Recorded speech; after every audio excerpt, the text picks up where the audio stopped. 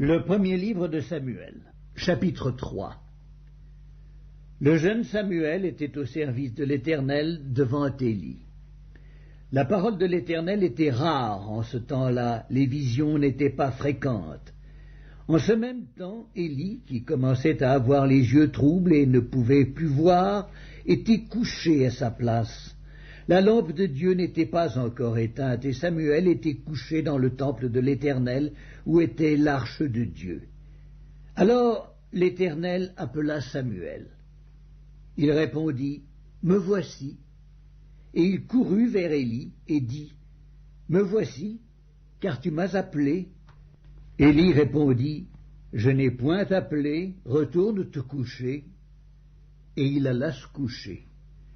L'Éternel appela de nouveau Samuel, et Samuel se leva et alla vers Élie, et il dit, « Me voici, car tu m'as appelé. » Élie répondit, « Je n'ai point appelé, mon fils, retourne te coucher. » Samuel ne connaissait pas encore l'Éternel, et la parole de l'Éternel ne lui avait pas encore été révélée.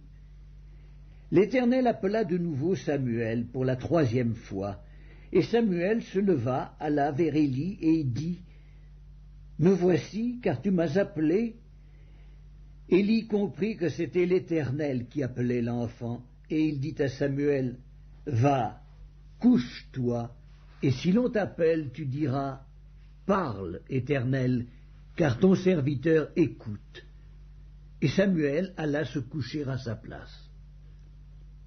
L'Éternel vint et se présenta, et il appela comme les autres fois, « Samuel, Samuel !» Et Samuel répondit, « Parle, car ton serviteur écoute. » Alors l'Éternel dit à Samuel, « Voici, je vais faire en Israël une chose qui étourdira les oreilles de quiconque l'entendra. En ce jour j'accomplirai sur Élie tout ce que j'ai prononcé contre sa maison. Je commencerai et j'achèverai. Je lui ai déclaré que je veux punir sa maison à perpétuité à cause du crime dont il a connaissance et par lequel ses fils se sont rendus méprisables sans qu'il les ait réprimés. C'est pourquoi je jure à la maison d'Élie que jamais le crime de la maison d'Élie ne sera expié, ni par des sacrifices, ni par des offrandes. »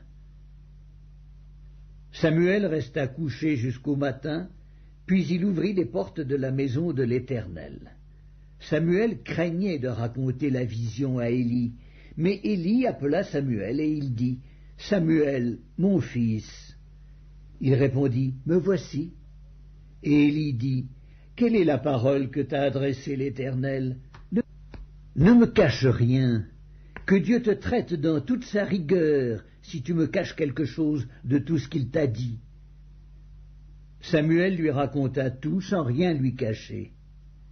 Et Élie dit, « C'est l'Éternel qu'il fasse ce qui lui semblera bon. » Samuel grandissait.